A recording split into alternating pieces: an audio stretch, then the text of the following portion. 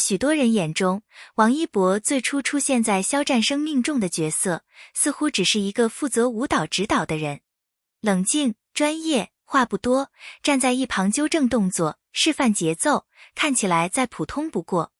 然而，若只停留在这一层理解，那便是对王一博极大的低估。真正细看那些公开与半公开的瞬间，你会发现，他的存在远远超出了工作需要的范畴。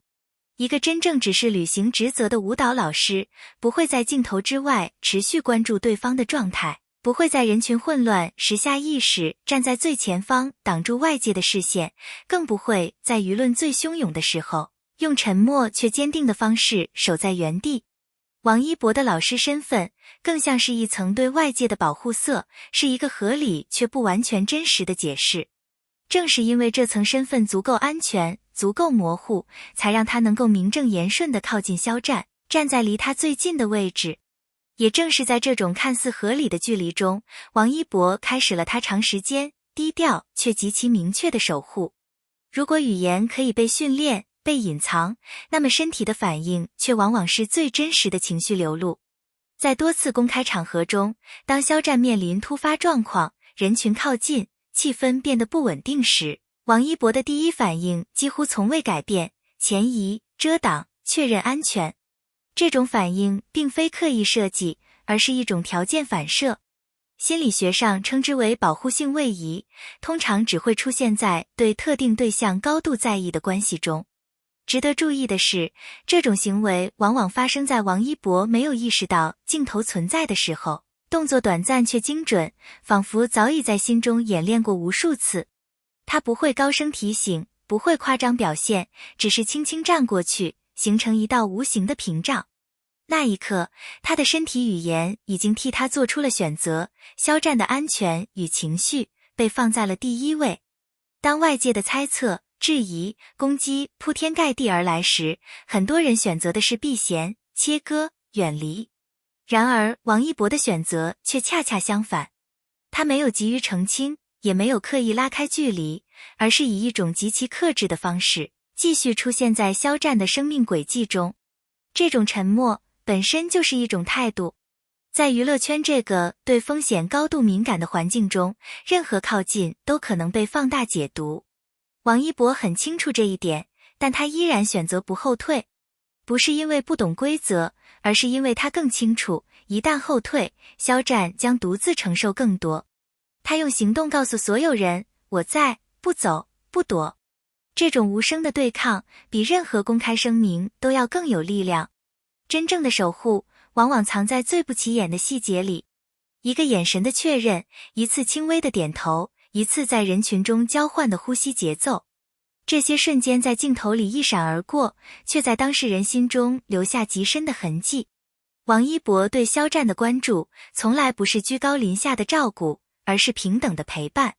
他不会打断对方的表达，却会在对方紧张时，用最小的动作给予支持。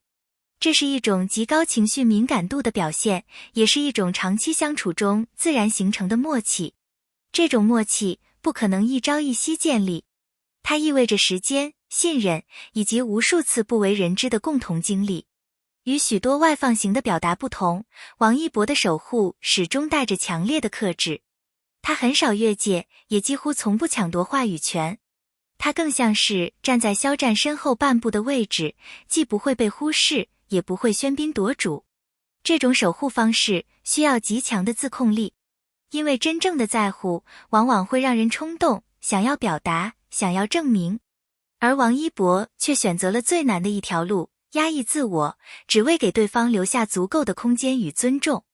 正因如此，这份守护显得尤为珍贵。它不是情绪的宣泄，而是深思熟虑后的选择。任何一段深刻的关系都有其演变的过程，从最初的工作伙伴，到彼此信任的同路人，再到如今这种无需言语的默契。王一博与肖战之间的关系变化并非偶然。在高压环境下建立的信任，往往比普通关系更加牢固。共同面对未知，共同承担风险，让两个人的情感连接变得异常紧密。王一博的守护正是在这种背景下逐渐成型，并不断加深。它不需要被定义，却真实存在。很多人会问，为什么是王一博？答案或许并不复杂，因为在关键时刻，他选择了站出来；在最危险的时候，他选择了留下来；在最容易放手的节点，他选择了坚持。这种选择本身就构成了不可替代性。守护从来不是身份赋予的权利，而是一次次选择累积的结果。外界可以质疑、揣测、否认，但这些都无法抹去真实发生过的瞬间。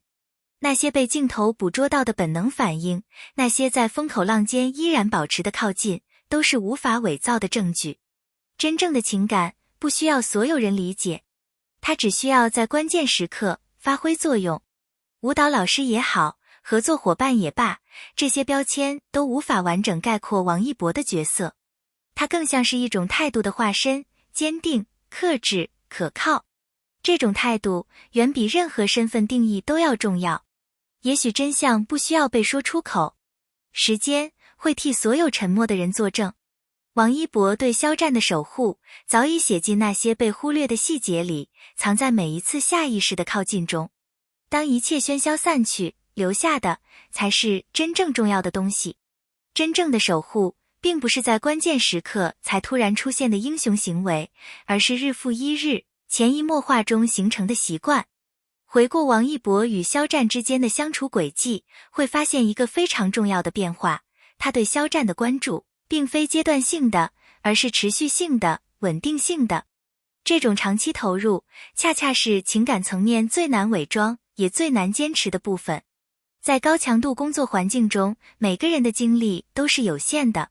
如果只是普通同事关系，没有必要在无数细碎时刻保持高度警觉。然而王一博却一次又一次在肖战状态微妙变化时做出反应，提前判断风险，默默调整站位，控制现场节奏。这些行为本身就意味着他在心理层面早已将肖战是否安稳列为优先级。更值得注意的是，这种投入并未随着时间推移而减弱，反而愈发自然。心理学中有一个概念叫情感责任内化，指的是当一个人不再觉得付出是负担，而是理所当然时，情感已经深度扎根。王一博的守护正处于这种阶段，无需刻意提醒，也无需他人要求，他已经习惯性地站在那里。这不是一时的感动，也不是短暂的冲动，而是一种经过时间沉淀后的情感选择。正因为如此，它才显得格外真实，也格外具有分量。很多人误以为情感一定要通过语言、公开表达、明确态度来证明，但实际上，越是在复杂环境中，越克制的情感往往越深刻。